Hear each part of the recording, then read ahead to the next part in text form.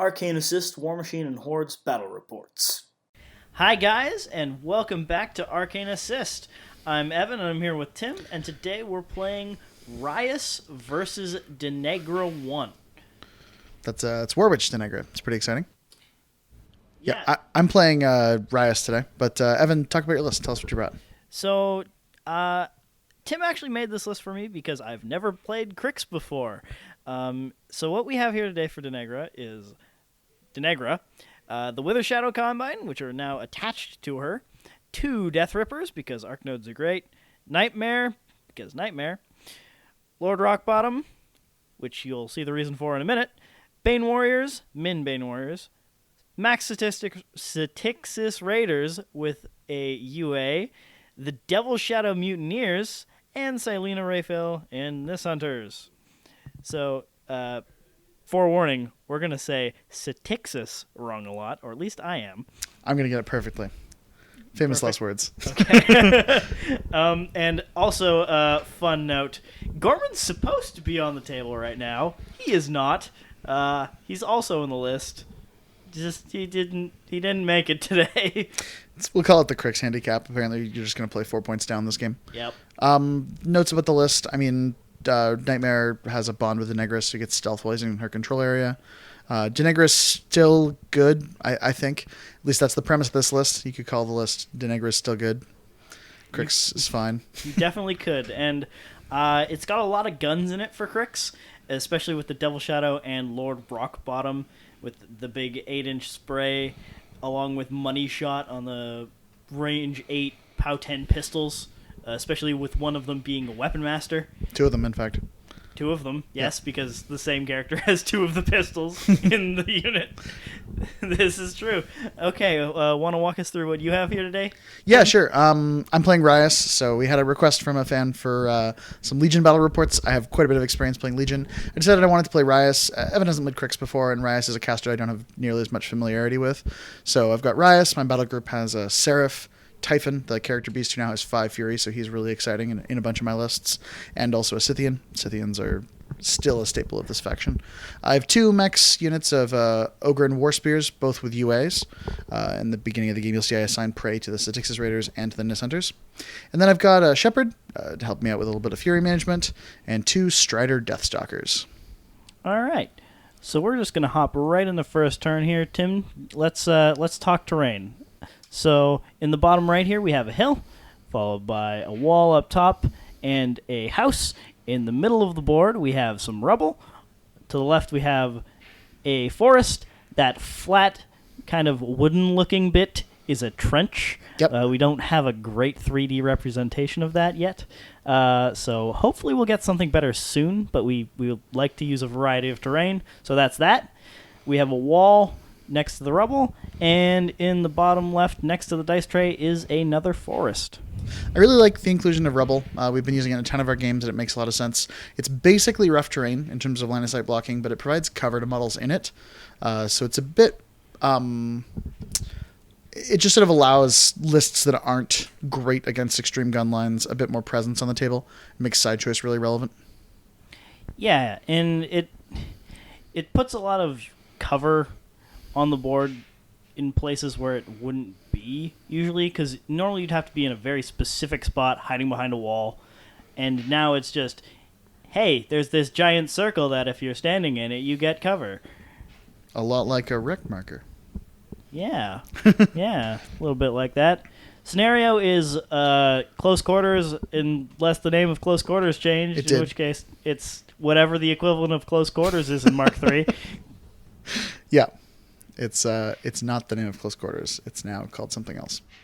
We definitely looked that up before we made this. I feel like it's called Two Fronts. That's the moment where we remember to turn the light on. You'll see that backlighting in games is really important, and we totally have that now, and we have had it since the start of the game. Yep.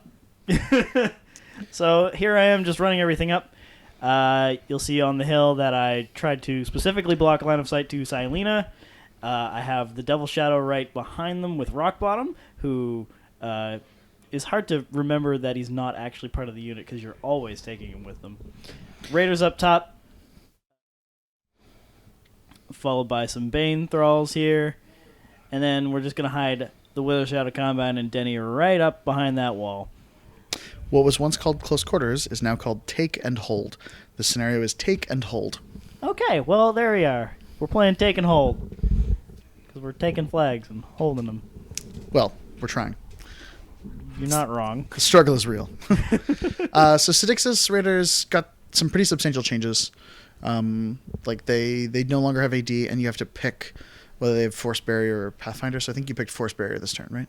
I picked Force Barrier a lot just because I figured it'd be great against your assault guns. And it's only Relentless Charge. It's not Pathfinder all the time, which isn't such a hindrance for me because I have Ghostly very handily in this list. Got Ghostwalk. Denegra can cast it. It's friendly faction now, but Statixis are fine.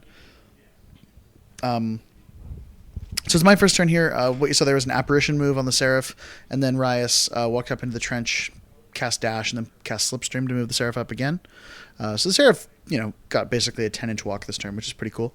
Lets it walk into range to shoot at one of Evan's Arc Nodes here. These Arc Nodes are really important in this matchup, and they got a little bit of a def debuff. You saw I generated shots there. I generated one shot, so I'm obviously boosting this. I hit, give it that Flare debuff, because now Seraphs grant Flare, and then I'm boosting damage. Did a good chunk of the Arc Node. I think I took out everything but Arc Node. You took out exactly 10 boxes, so you got its head and its motor. Mm-hmm. Because you did it all the one. So no, I must have gotten the exact Cortex, because he didn't power up this turn, right? Sorry, yes. Yeah, Head and Cortex is Head what and I meant Cortex. to say. Yeah, so he still has his motor, so his defense is still a respectable 14, although 12 while he's flared. And he still has... so these Ogren under Dash are assaulting the Nicenters. They have Relentless Charge, so they would clear that wall if they were able to, but they just... We measured when they move, their 9 inches takes them just shy of the wall, so... The rest of them are just running. I get, I think, one assault shot in here, and because the Nis are their prey, take them out pretty readily. Yep. As long as you hit, they're dead, because their arm is made of paper. Yeah, and Ogres are pretty good at throwing spears. These ones I'm deploying up behind the forest a little bit. I feel like what's going to happen is a bunch of Sidixis Raiders are going to get Ghost Walked, come in, kill some of my dudes, and then my dudes are going to get good targets of opportunity who they have prey against right now. We'll see if that pans out. I run the Scythian up. The Scythian was out of Rhyas' control area, but he was using the Shepherd as a Beastmaster, and then the Shepherd moved up and conditioned the Fury off, which is a pretty common thing you used to see with Ravagors. Conditions only one Fury now, but it's still a pretty acceptable use of one Fury. And then Typhon came up behind that wall and put excessive healing on himself, so it's just basically an unpacking turn for Rhyas. So right here, I'm starting my second turn, trying to see whether or not I can shoot the Scythian with Zira and Moreland just to try and get some damage in, and then hopefully take out that Shepherd later in the turn so he can't just medicate and he has to actually commit a Fury from Rhyas to healing the Scythian something if I hopefully take out an aspect, which is a big deal for her because she's only Fury 5. And I'm also debating on what I want to do with the offensive upkeeps I have, which are Crippling Grasp and Parasite, and whether or not I want to commit both Arc Nodes to using them this turn, like running the one that still has a Cortex down and parasiting the Scythian, or whether or not I want to run up and use the Death Ripper to Crippling Grasp and Parasite both units of Ogres. And while you were in the middle of thinking of that, I remembered that I completely forgot to activate the 2 Deathstalkers. And in the interests of giving at least an interesting game, we dialed back. I activated both Deathstalkers, took a shot at a Nist Hunter, which missed, and killed 2 Statixis with the other one, who got to make use of that lovely Swift Hunter ability. Yeah, and it didn't really change much. I mean, you took out some dudes that you otherwise wouldn't have, but it's just two Raiders. I'm not too upset about it. And now I just moved the Death Ripper up in range of both Ogren units for both of my debuffs, because I want to kill a lot of Ogres this turn, or at least that's the plan. Yeah, and I mean, especially being able to use the arc node that was damaged is really relevant here because you don't have to give away a second arc node after I've already put some damage into one. And if Denny1 can keep those nodes in reserve till late game, it ups her assassination potential a ton. Yep. So, rock bottom money shots them money shots the Devil Shadow Mutineers in order to make them higher rat, higher damage by +2. Moreland lost a point of rat in this edition, so he's like a rat 6 with money shot now. Yeah, Moreland's only rat 4 base, so he goes to 6 with money shot. Zira puts in some damage. I think I managed to take out your spirit here. Yeah, with the second shot here, you can see I'm marking damage on the card there. I've got my full spirits crippled, and I got a little bit of damage spilled over to body. So that's a Scythian who got trucked pretty hard. He's about 20 boxes left right now. I think 19, something in that neighborhood. Yeah, and Zira's a monster in this list. Like, she's super important, and she can just keep coming back if you keep either of the other members in a unit alive, because they have a special rule called Bloodbound, where if any of them in the unit kill something, then I think it has to be a living model at least. Mm-hmm. But they can bring another member of the unit back within 3 inches in formation, has to forfeit movement or action or can't activate, I think, this turn. Yeah. But it's still super good because they're 5 box character unit. Yeah, that just does work. Like defense 14, armor 12. So like they're pretty tough to remove in the first place, and then they come back. Yeah, you moved up Denny1 here, got behind the wall and out of the kill box pretty comfortably. Here is the Wither Shadow Combine, I believe. They're puppet mastering. Denny throwing Ghost Walk on to the Styxis Raiders, and I think the other one just kind of walked around and tried to Darkfire something because he couldn't quite do a whole lot with where he was. Yeah, I think you're out of range of most Darkfires at this point, so and you're keeping them way back, nice and safe. Puppet Master's range 10, so there's no reason to come up. And here's Denny, arcing Parasite onto the top unit and Crippling Grasp onto the one behind the wall. I actually had to use Puppet Master because I only rolled a 4 for one of the for the Parasite. So yay, good job. I did that right.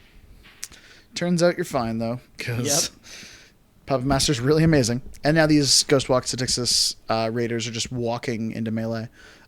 Speed 7's pretty great, and Ghost Walk means they can just walk through that forest with no issues. Yeah, and I'm still praying for a Force Barrier here, because I just want that higher defense on the Assault Shot, and maybe you'll miss your melee attack, I hope, is at least the plan. I mean, hoping is never a good plan. You shouldn't do that, and I do that a lot. But, you know. Oh, and here's a thing I discovered that I'm still just miffed about, is that the Raider Captain UA has a hand cannon. For some reason. Yeah, so she took a shot at the Crippling Grasp unit. She ended up missing with that hand cannon, but it is amazing that on the turn that they don't charge or run, she can just, take some shots with the hand cannon. Def 16 against guns. Let's go. Yep. The Styxis are also doing really good here. I was kind of hoping for some crit knockdowns just so I could ignore their tough. Right. I don't get that very often. I think I get it once or twice. But either way, they rip through these parasited Ogren with little to no problems. Yeah, they're dice -2. I mean, 7s and you force a tough check, and you've got 2 initials each, so they're pretty impressive. It's worth noting that if you didn't want to do the +2 defense against shooting one, you could have given them overtake, which is one of the options they have now, which is new. It's true. I don't think that would have gotten you more mileage than you ended up with here, but it's just an interesting new thing that Styxis have. Mm-hmm. It's really good if you want to charge a small based unit, headbutt the first guy, overtake an inch, and then reach kill the backline. Yep. But against these Ogren, it's not going to do a whole lot. Well, you killed 3 out of 6 Ogren, which is pretty good rate. Yeah. Now we're moving up the Nis, hoping to take out some members of the other unit, also using a couple of them to jam out that Scythian, hoping that they won't do too much damage. Or it won't do too much damage. I know you kind of debated charging the Scythian with the Nis this turn or taking shots with him, but what made you decide this course of action?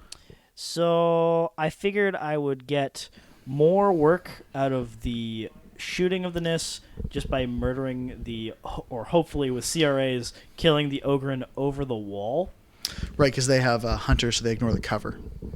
Yeah, I think we actually might have forgotten that or no, not. You hit remember. all your attacks. Yeah, I hit them anyway, because Crippling Grasp Ogres are not hard to hit, regardless of whether or not they're behind cover, especially with CRAs from Rat 6 models. Mm-hmm. So we take out a Shepherd, because I wanted to do that so he couldn't just medicate. Yep, that's super relevant, because as I talked about before, that Scythian is currently outside of Rhyas' control area, so it really dictates her positioning as well. And then we take out that Ogre as well. You do make a couple of tough checks here that I just try to, 3-man, and then, you toughed, take it out with one guy. It doesn't always work. In fact, it only worked like once or twice. Yeah, I see that damage roll. You didn't exceed their new armor of 14. Nightmare is just moving up, hiding behind some dudes, hoping you won't die to Typhon or Scythians. Nightmare as a late game piece is really terrifying because he can just do so much damage personally. Yeah. Here I'm accidentally moving a Wither Shadow Combine member because I thought he was a Bane. With a Shadow Combine? Yep. The minion of Banes in this list are basically just to run and apply Dark Shroud. Their ghostly means they can go wherever you want, basically. Yeah.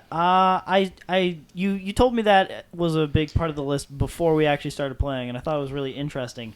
I unfortunately didn't get a whole lot of work out of it, at least as much as I wanted to. Sure. Because I thought they were speed 6 for some reason.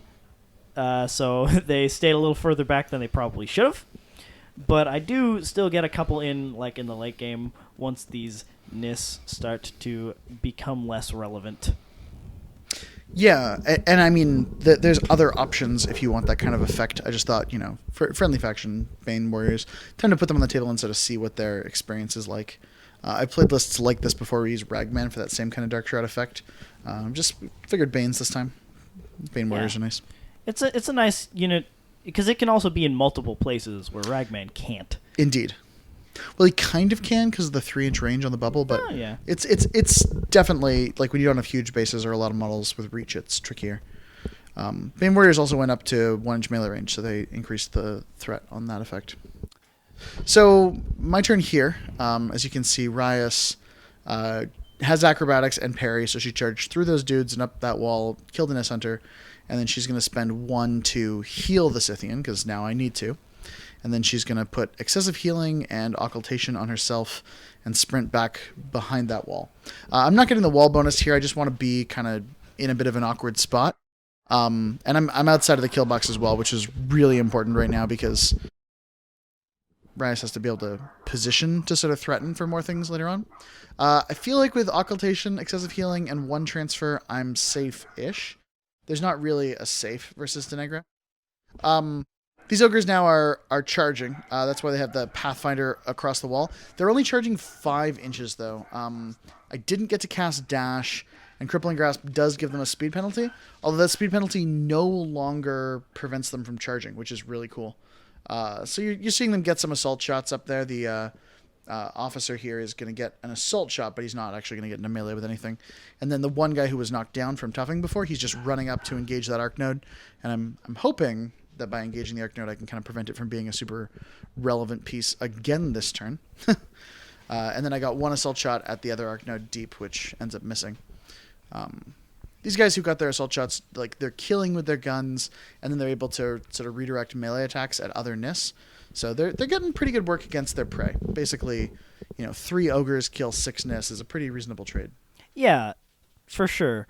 And they also just make my life miserable by being 5-box, tough, high-arm guys in my face that I have to deal with before I can get to any of the nice squishy bits of your army, like the Death Stalkers. Yeah, or your War Beasts, which are just all the way off to the side that I can't really get to without dealing with the immediate threat of the ogres. Yeah, the Scythian here comes up. He had to charge to get into range of Zura, but Scythians have Murderous now, so he just gets an additional die on melee attack rolls against these ladies here. So you can see it kills Moreland, Zura, misses the Nis Hunter, buys an attack, misses the Nis Hunter again, buys another attack, and kills her. He has that Thresher, so he can attack all of them, but it's a star action, so it does use up his 3 melee attacks. Yeah, and it's a really big deal for me because the easy way of bringing back models with that unit is by shooting stuff. Right. So now I have to get into melee with Mar, hope she kills something, which is probably going to be an ogre, which I have to hope doesn't tough, or make one of them make a tough check, which is not at all reliable and probably shouldn't be my plan. Yep. So I have to just hope to God he doesn't tough on an ogre once I charge.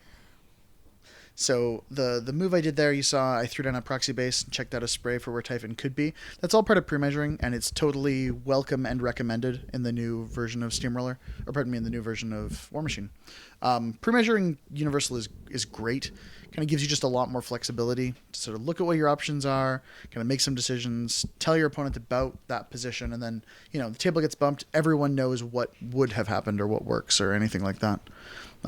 Creates fewer disputes. There's less if you think you can, I guess fine. There's not that kind of passive aggressive weirdness going on anymore. So these ogres that I talked about, they're still parasited, but they come in and they assault. There's no speed penalty here, so they managed to get their relentless charge. They basically killed 5 Statixes, which is pretty good. I mean, 3 ogres killing, almost 2 models apiece is pretty good rate. They're still stuck over in that forest, though, so they're not doing a whole ton. Here's me trying to get more work out of this Seraph, trying to spin up and shoot arc nodes. Yep. Seraph hits. It's important. It really is. I get 3 shots this time, which is pretty key because I want to get some real damage in. Or sorry, no, this is the turn where I just get 1 shot. I get 1 shot with the Seraph, and I get real damage in, and I think I take out... You cripple his Cortex. Right, but I don't cripple his arc node. You do not. It's true. So he's still going to be very, very valuable to me. Because even though he can only walk, he's speed 7, which is really good. But and here's Typhon spraying things. Ugh. Yeah, so this was the measurement I made before. Typhon's going to make a spray attack. He boosts to hit to get the Nis, and then he just sort of gets the Bane incidentally. I'm shooting Selena on a hill next. Typhon's at 5 because I don't have rapport up on him. So I have 2 sprays, and I'm boosting both of them to try to get a crack at her. I don't manage to take her out. It's a 50-50, and you take those shots when they're available to you. I'm running pretty hot this turn, as you can probably see. So here I am powering up.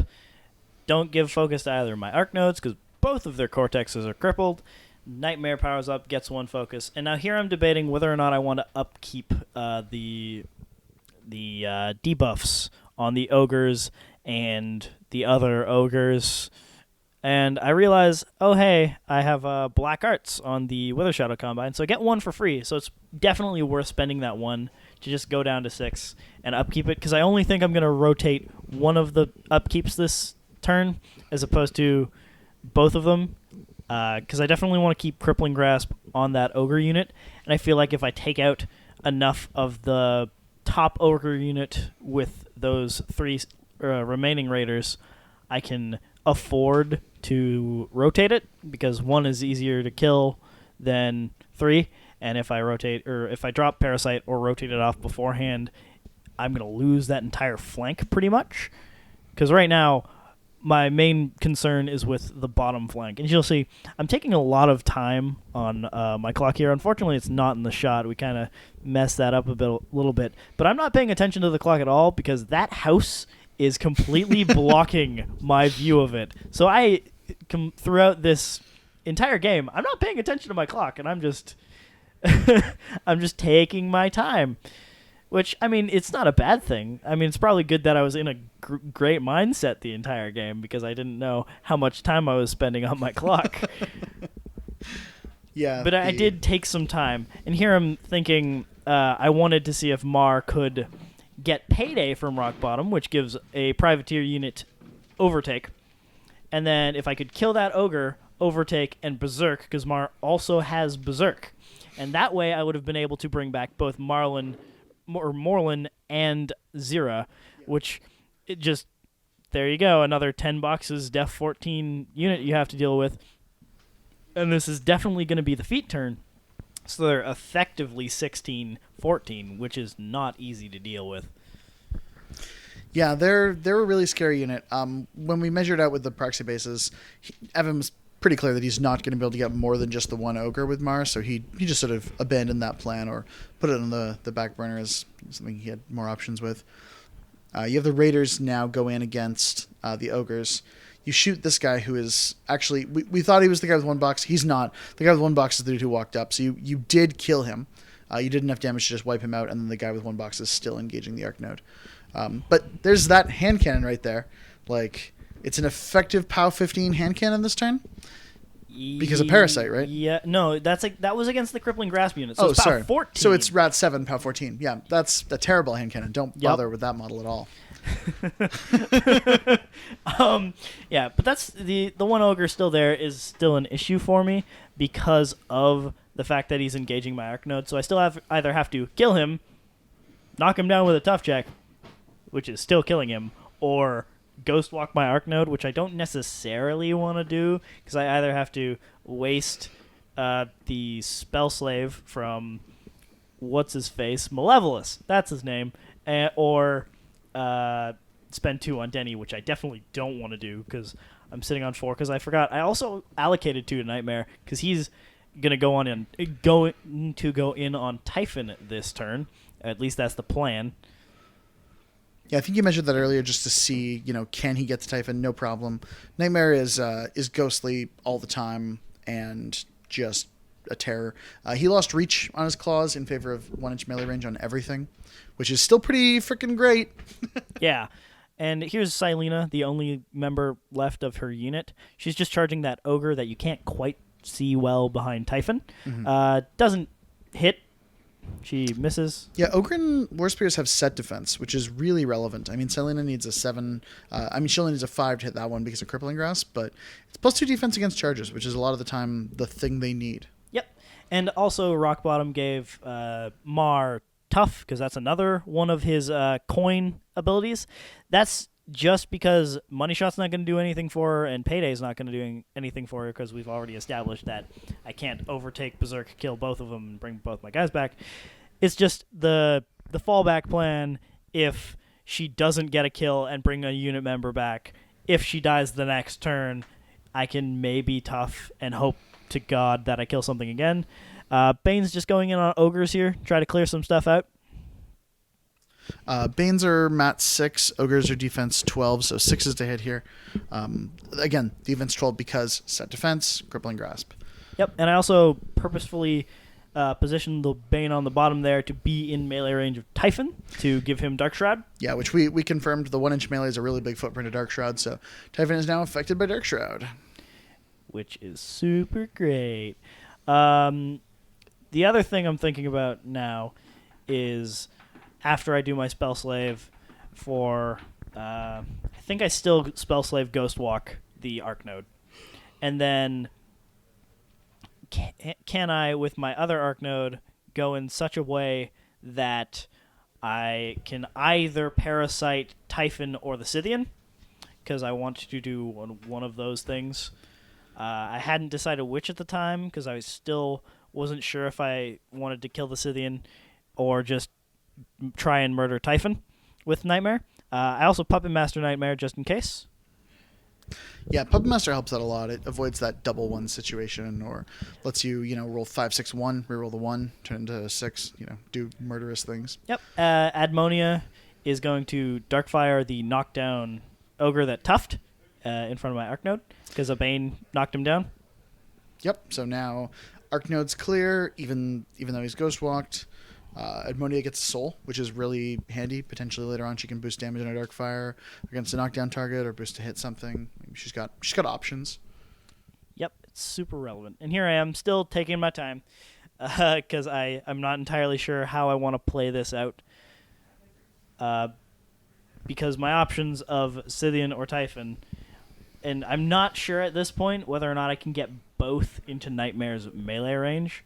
Eventually we proxy base it out, and he can get into melee range of both the Scythian and Typhon, and here I am with the Arc Node, wanting to Parasite either of them, because I feel like, I really, in hindsight here, I should have Crippling Grasped instead, just because of, I feel like the ogres on top are less are still relevant. Actually, not, because there's 3 there on top. I'm pretty sure there's one still behind the wings of that seraph. So, and there's you killed that one this turn. There's only 2 left. Oh. Yeah. No, I think this was the right call. I think you don't want a crippling grasp because you don't want to remove it from the still 2 ogres that are on the bottom flank here where a lot of your pieces are. Yeah. Especially because I think you're planning to defeat this turn.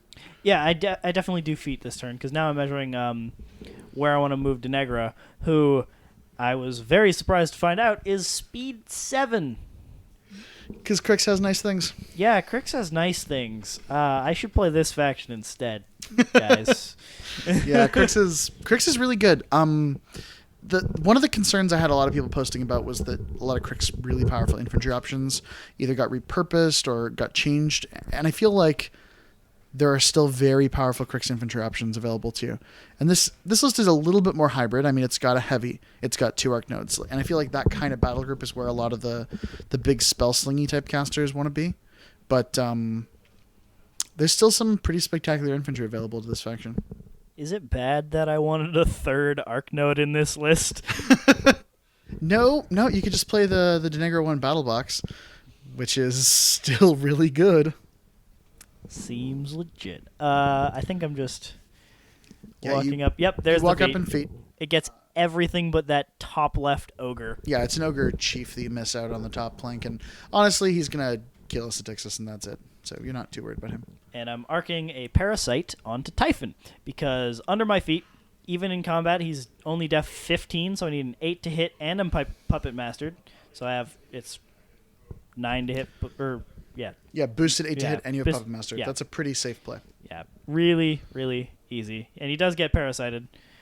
So now he's effectively -5 armor from everything that I've put on him.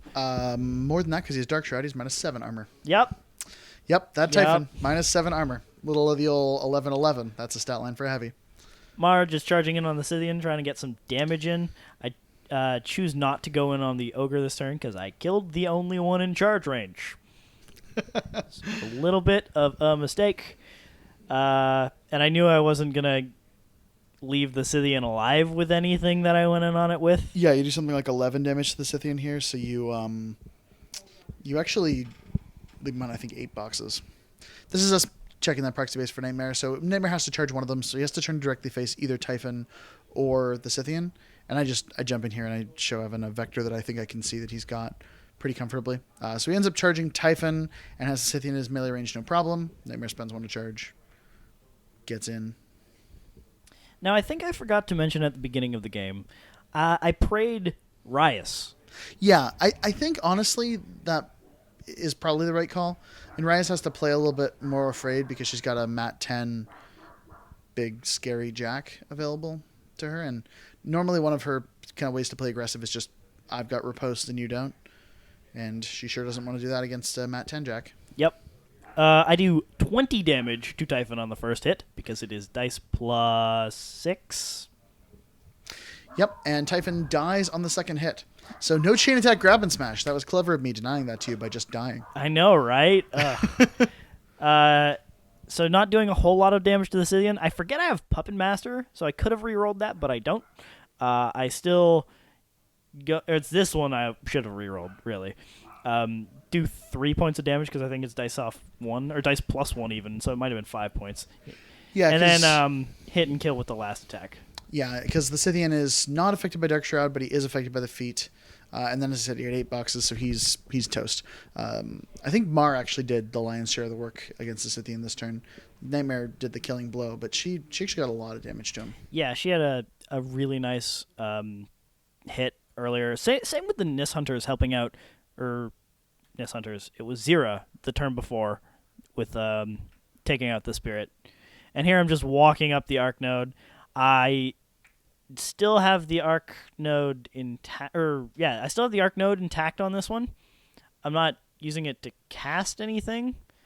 And here you are measuring distance to your Seraph. I forget why. Yeah, I'm just sort of looking at options here. I mean, everything's -2 speed, which is pretty punishing. And I can't charge. So Rhyas can't get to Denegra. And I want to kind of measure threat range. So I'm thinking to myself, like, well, the Seraph can apparate 2 inches and he can walk 4 inches. Then if he's within 2, he can slipstream and pull Rhyas, but he's not, so it's fine. So I simply apparate the Seraph, which is this little 2-inch I'm over here experience. And then I'm considering options. I think about going in on Nightmare with Rhyas, but she's dice -7 for damage, and she probably has to boost. She's mat 6 this turn, going against defense 13, so she needs 7s, and she's really hoping for crit decaps. So I don't have a lot of great options. That's the sad truth of the situation here. So I'm just trying to weather this feat and maybe get some work done if I can. Yeah, and you definitely get these free shots with the Seraph onto, or shot. No, it's, how many do you rack up here? It's D3, and I only generate 1 shot again. So I boost hit and boost damage. I do flare Denegra, which removes her stealth and gives her -2 defense. And you do 12 damage. I do, and you have no focus, so like there's no transfers apparent there. I consider taking a couple of shots with the Deathstalkers just to see, but the Deathstalkers are dice -4, and with the 12 damage that you took, I think it's a bit too risky, and I feel like I'm not completely out of this game yet. Yeah. And the other unfortunate bit was the turn before I wasn't able to get completely within the rubble because I'm speed 7, but I don't have Pathfinder. So I'd have to ghost walk myself, which just is not worth it. Yeah, and I mean, Ghost Walk is only cost 2 now, which helps it a lot, but it's still an expensive spell for Denegra, who wants to cast basically everything. I mean, like, you can see she's gone down to 0 and camped most of her own focus almost every turn of this game. Yeah, and then the Ogre's just cleaning up, that was actually the Deathstalker cleaning up some Satixis. The Ogre's activated first. The one that was out of the feat got some real damage. The other one missed his attack. So I kill a couple more Deathstalkers, and then, I kill a couple more Satixis. And then the Deathstalkers, the one who aimed here, just missed the Force Barriered one, which is a bit too bad.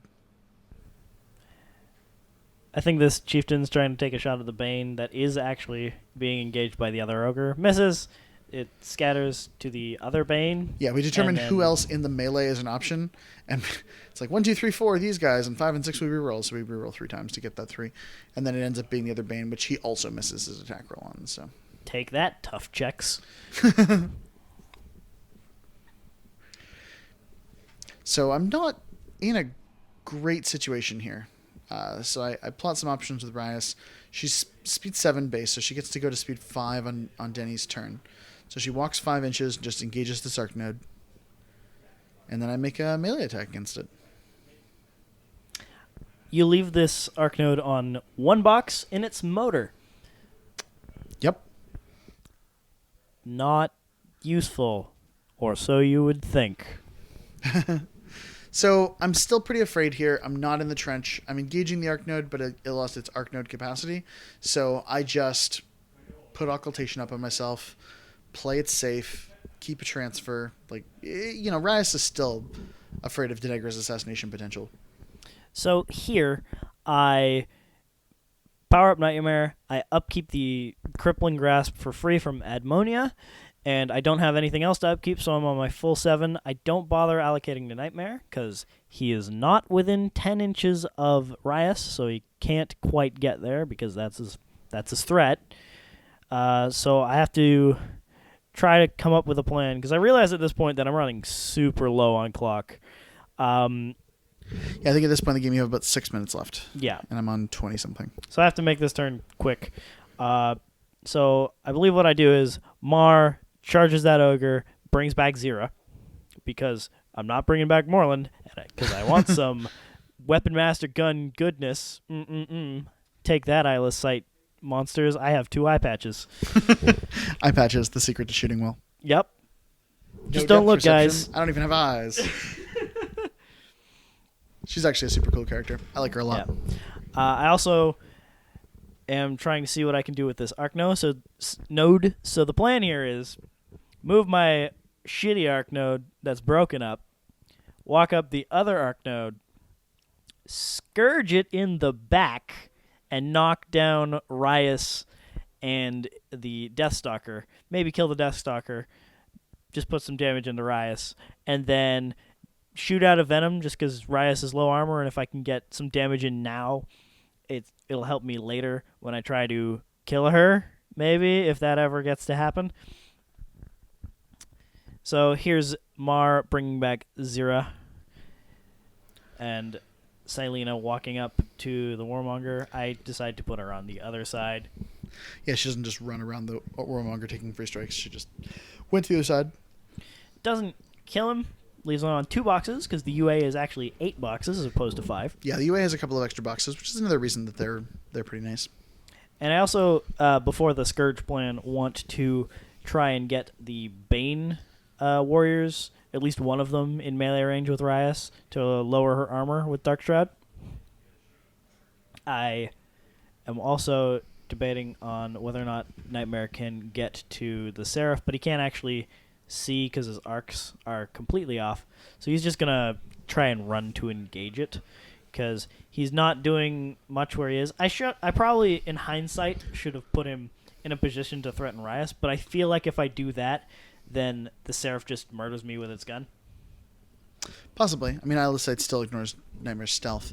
You charge the Bane leader model over the wall there to get the Ogre Chief, but you missed him again because of set defense. Yep, and I did not mean murder Nightmare. I meant murder my caster. If I don't engage the Seraph. Yeah. No, that's probably true. The Seraph's gun that just did 12 damage to you has the potential to do, more stuff. Butt scoots because big claws that overhang the base. Yeah. One of my favorite types of conversions in this game is the one that makes models more playable. Rock Bottom moving up. I think you got tough to the ladies left in the dead, a little Shadow Meteor unit. Maybe. I don't actually think I give them anything this turn. Oh, maybe you were out of range. Yeah, I was just trying to go as fast as possible because my clock's running down. Right, that's fair. You just moved up to see if you were in spray range. Mm-hmm. Because I still haven't gotten to use that flamethrower yet. It's a sweet flamethrower. Just moving in the Sea Raider witch captain lady, trying to put some damage on the Seraph. 6 of the one, not bad. The other one is just going to try to kill the Grunt Ogre. It does not, and is now completely back-arced to the Chieftain. Mm-hmm. Yep, I mean you have to basically pick one of those models to give your back arc to when you charge, and I think you're just trying to kill the one more likely to die. Yep, that is exactly what I was trying to do. You're playing the remove as many attacks from me as possible game. You've probably seen me do this a couple times. Move Tremulous over the wall, realize that Puppet Master is range 10 and I don't have to move, and then just stay behind the wall and cast Puppet Master because it's range 10 for some reason. He's doing the hokey pokey. Yep. Moving the other 2 members up just to Darkfire stuff. She's going to boost it on that ogre. Only needs 10 to hit. Oh, look, a 10. And does not kill. Other guy. Sorry, it's not even 10 to hit. It's 7 to hit. Because reasons. I don't know the reasons. I think it's 12 plus 5 or plus 4 for engaged. So really, it's only. No, wait. What made that hit? I don't even remember. I'm pretty sure he was crit knockdown from the Styxis who attacked him, but you didn't exceed his armor. And then the first one didn't kill him, and the second one did kill him, so he didn't get a tough check. I played this game, guys. That's okay. There's a lot of things to keep in mind, and we make a couple of notes and stuff about some significant things, but there's a lot of details, and with the sped up game, it does move super fast. So there's the Scourge plan. Kill my own Arc Node, knock down Rhyas and the Deathstalker, and then I worked. Throw out a Venom. Yep, it's a pretty good plan. So auto hits the Deathstalker. Well, not auto hits. Not double ones on both of them. Kills the Deathstalker. Yep.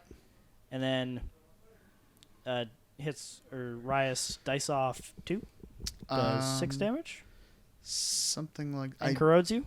May have marked 5 damage. Something like that. Either 5 or 6 damage. Something very close to that amount. So Rhyas is 16 boxes, so she should have 10 or 11 here. Yeah, it should have been 4. 4 damage? Yeah. You'll see why in a minute.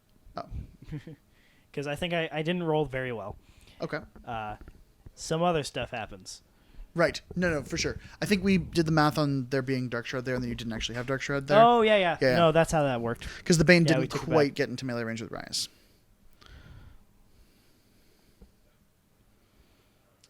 So your turn. Yep, so I apparate that Seraph. The Seraph doesn't quite get out of melee range with the Styxis, who was base-to-base with it. The Seraph does get out of melee range with Nightmare, which is relevant if I want to have the shooting plan available to me. This War Spirit Chieftain, who still has Prey and a back arc, misses the Styxis Raider by rolling double ones. Matt Better 12. to be lucky than good, Tim. Better to be lucky than good. Absolutely. No, that's a relevant detail. Deathstalker over here. The War Spirit Chieftain kills the Silena, the last member of the Nest Hunter unit, and he gets to cycle Prey over to the Banes. Yep. I'm just double checking the movement on that Seraph. I moved him a little bit far because he was base to base with that Raider Captain, so I'm just checking to make sure he's still in melee range. Well, her melee range, not his. Yeah. And then we're going to activate the Deathstalker, who forfeits movement to aim, shoots the engaging Banethrall, but has a back arc, so he needs force to hit. Gets to reposition a little bit, takes a shot at the Bane, and hits because he's rat 10 with that aiming bonus. Now I get to cycle Prey over to the Devil Shadow, who you can't actually see Zura behind that tree. Yeah, she kind of hides perfectly behind that. I don't know how that happened. We could both see her during the game. I promise she's there. Yep. So Rhyas going in now. So Rhyas charges Nightmare. Again, acrobatics, parry, all the relevant details. We realize Nightmare can be facing the other way for Rule of Cool. She's mat 8, so she does hit with that 5. And then does pretty reasonable damage. Buys an attack, hits him again. No crit decap, but I don't think it's worth kind of playing for. You kind of just have to enjoy it when it happens.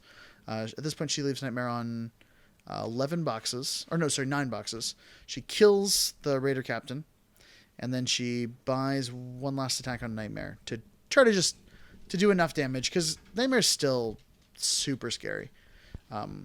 It's unlikely I roll a 14 to kill him here, but I do hit, and I do another 2 points of damage. Yeah, and the reason you just killed the captain is so that you can actually sprint back and not just get mauled by a heavy the next turn. She has to destroy an enemy model to sprint, and I think I even get mauled by Denny1 if I stay there, so it's just the smart move. The Seraph moves back to Slipstream Rhyas, and then moves up a bit forward. I just want to get Rhyas as far away as I possibly can without killboxing myself and while staying in that trench. Yeah, because the other Death Ripper still has his Arc Node back. He does. He's actually a really scary threat to me right now. And you dial up 3 shots. I do. This is the first time I dial up 3 shots, and when the Seraph dials up 3 shots, it's got game.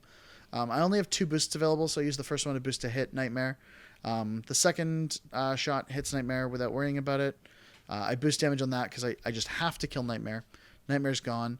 I got a shot on the Arc Node, which does hit, so I managed to flare it as well. And then there's no boost available for damage, but I do just enough to take out the Arc Node on that Jack, which is pretty important here. Yeah, and I think that Jack also only this Jack has its head left and nothing else. Right, that's correct. Its motor is crippled now.